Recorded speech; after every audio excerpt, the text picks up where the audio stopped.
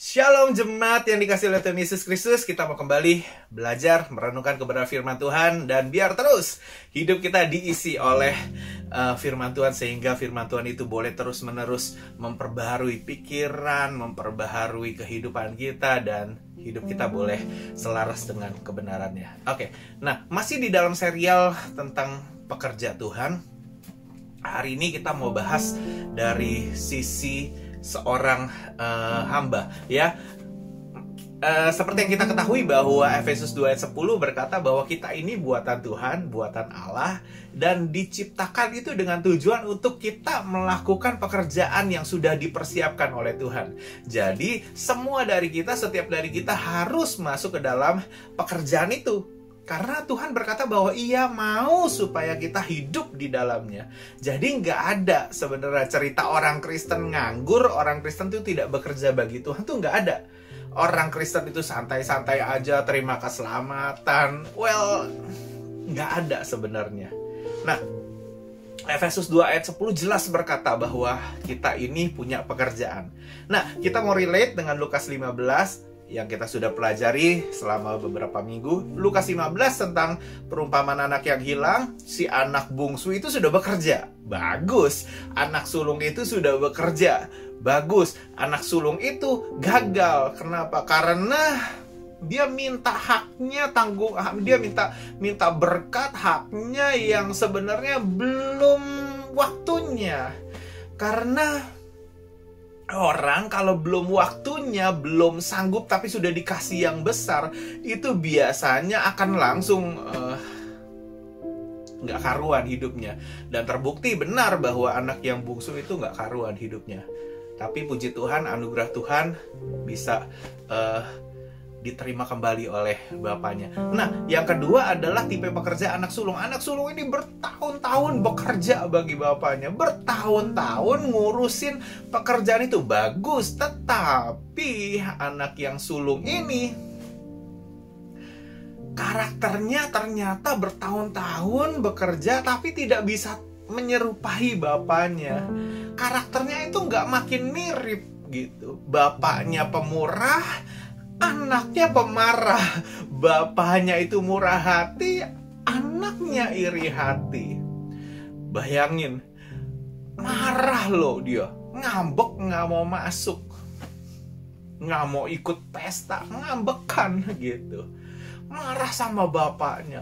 Dikatakan bapaknya tuh, aduh, kok begitu banget. Aku tuh nggak pernah loh sekalipun dimasakin anak lembu tabun.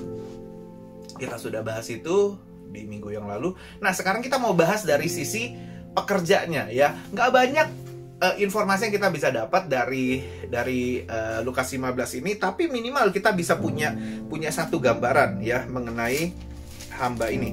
Oke, kita buka yuk Lukas 15. Nah, di dua ayat ini adalah dua ayat yang dimana hamba ini atau pekerja yang lainnya itu muncul. Oke, Lukas 15 ayat yang ke-26 dan 27. Lalu ia memanggil salah seorang hamba dan bertanya kepadanya, "Apa arti semuanya itu?" Jawab hamba itu, "Adikmu telah kembali dan ayahmu telah menyembelih anak lembu tambun karena ia mendapatnya kembali dengan sehat." Ayat yang ke-28, mendengar reaksi itu, maka marahlah anak sulung itu, dan kita sudah tahu ceritanya. Nah, saudara,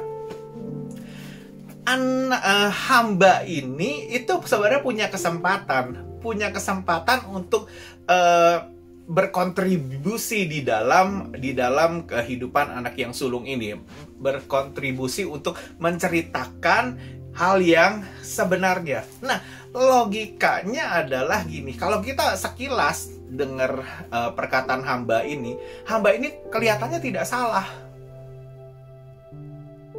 Karena benar, adiknya yang bungsu itu telah pergi dan sekarang kembali lagi dan sehat gitu. Ya memang sehat, masih punya 2 tangan, masih punya 2 kaki, cuman kucel aja, cuman kumel aja gitu.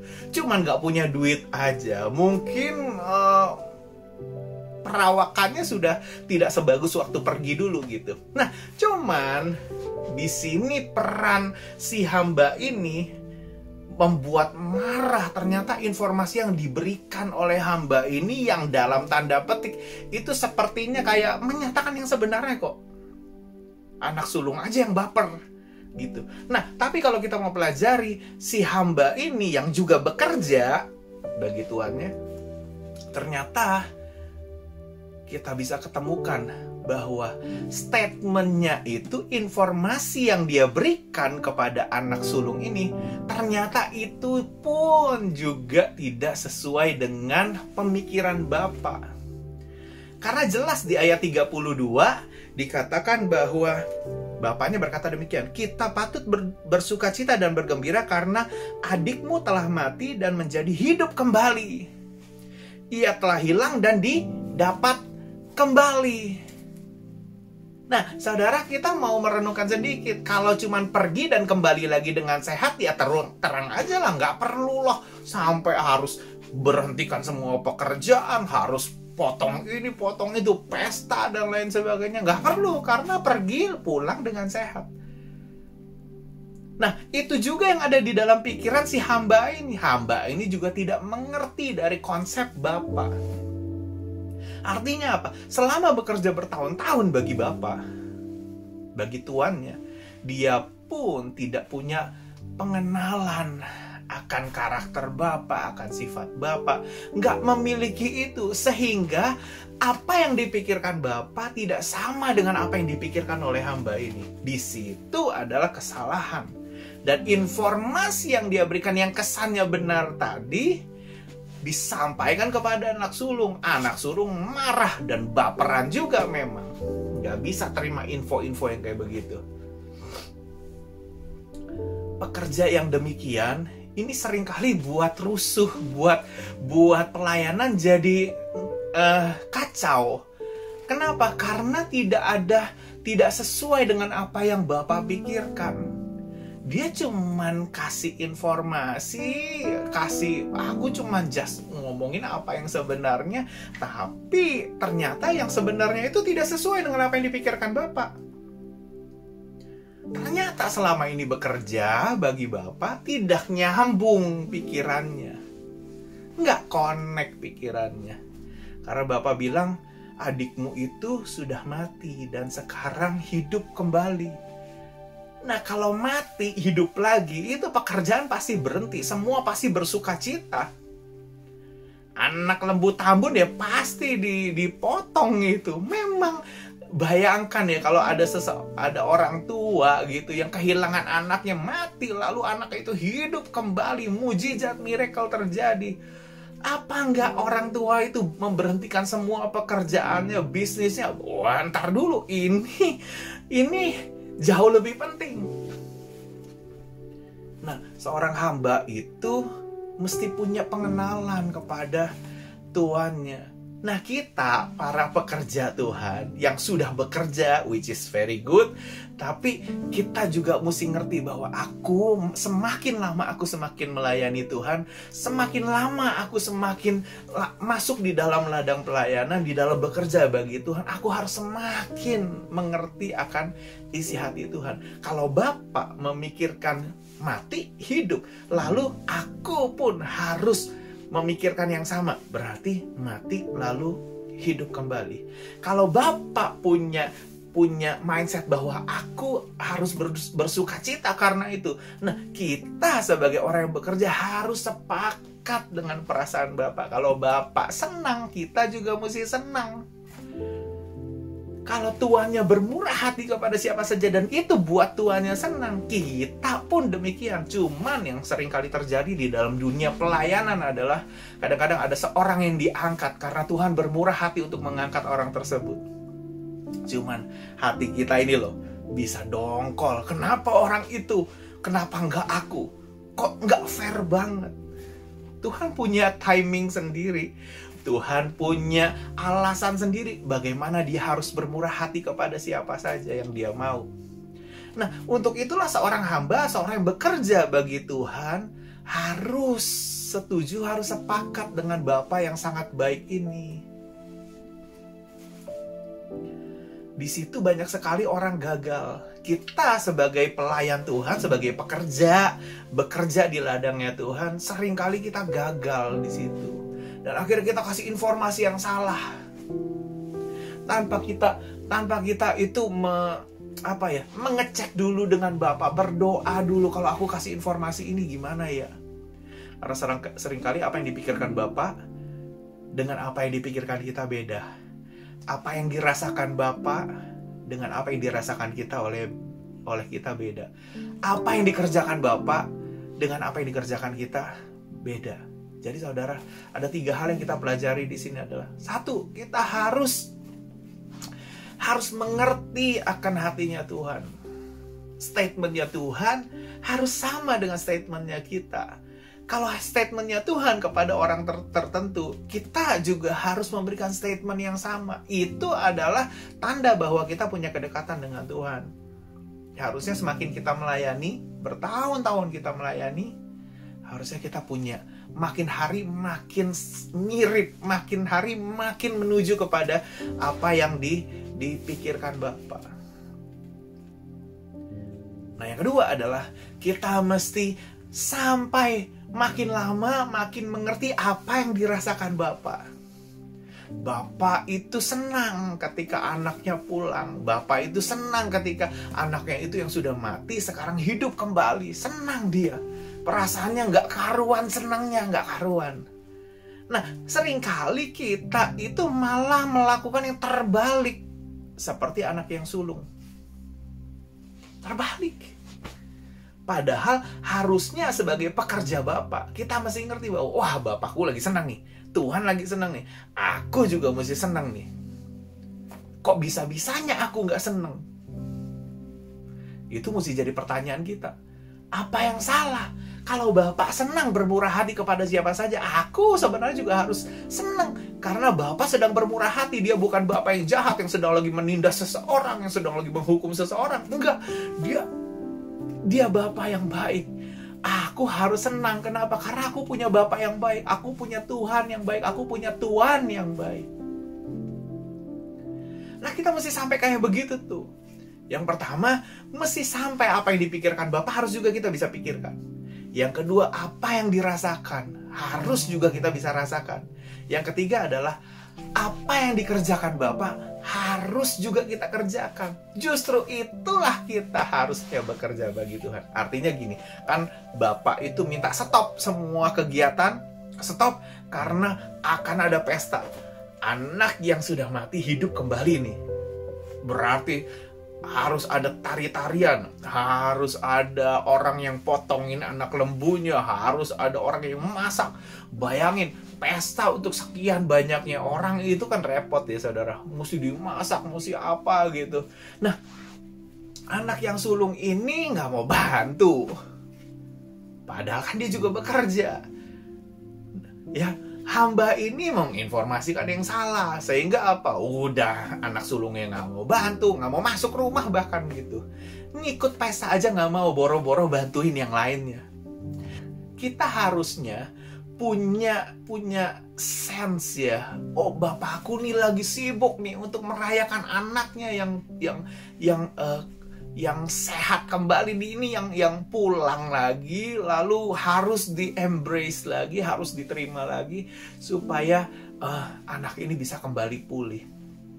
Tapi toh banyak sekali para pekerja yang nggak mau ikutan kerja gitu. Padahal itu lagi sibuk juga tuh. Bukankah kita sering kali begitu? Ketika Tuhan lagi sedang punya project apa, kita malah memilih untuk tidak melakukan. Bapak lagi senang untuk pesta, bikin acara untuk menyambut anak yang hilang ini. Kita malah nggak mau. Lagi ada acara yang dimana Tuhan itu memang menyuruh kita untuk mengerjakannya. Gereja lagi sedang ada event. Kita malah nggak mau bantu loh. Kita malah memilih, udah oposisi aja, di luar aja. Bahkan bisa ngambek gitu. 3 hal yang kita perlu pelajari. Pikirkanlah apa yang dipikirkan oleh Bapa. Yang kedua, kita mesti rasakanlah apa yang dirasakan oleh Bapa. Yang ketiga, kita mesti lakukanlah apa yang dilakukan oleh Bapa. Be there. Lakukan yang kita bisa kerjakan. Ya, kerjakan. Bantu ini, bantu itu. Potong ini, potongin itu. Siapkan ini, siapkan itu.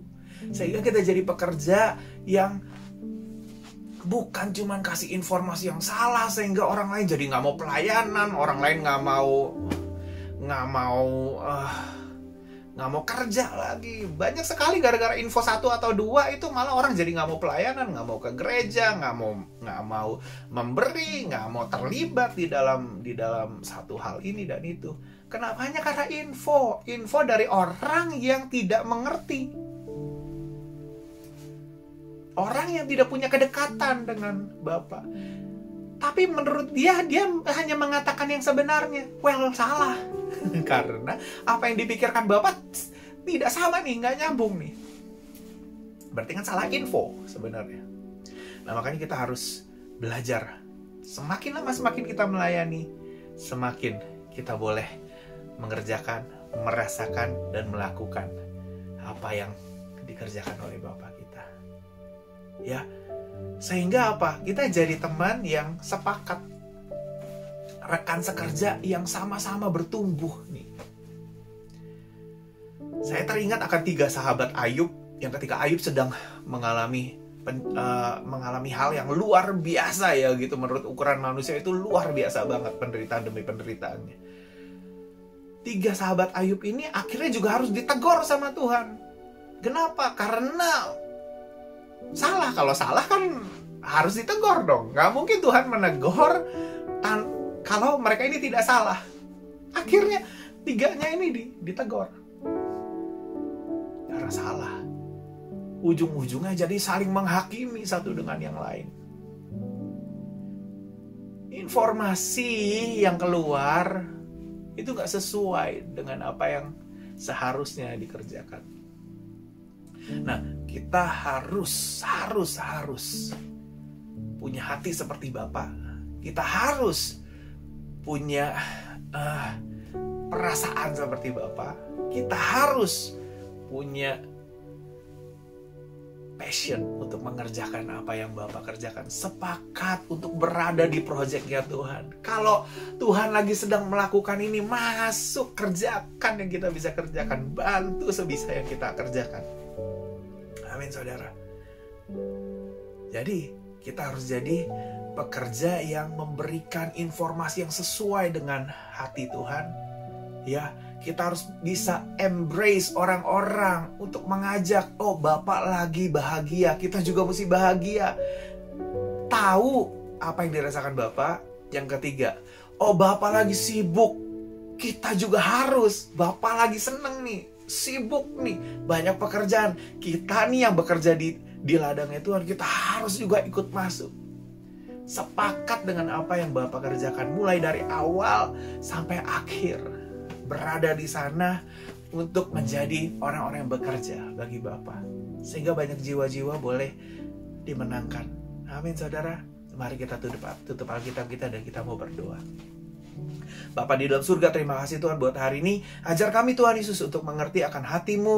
Ajar kami Tuhan untuk mengerti akan perasaanmu. Ajar kami Tuhan juga untuk mengerti akan apa yang Kau sedang kerjakan Tuhan Yesus. Sehingga kami jadi pekerja yang selalu siap sedia, selalu siap setiap saat Tuhan Yesus untuk berada di tempat itu dan membantu dan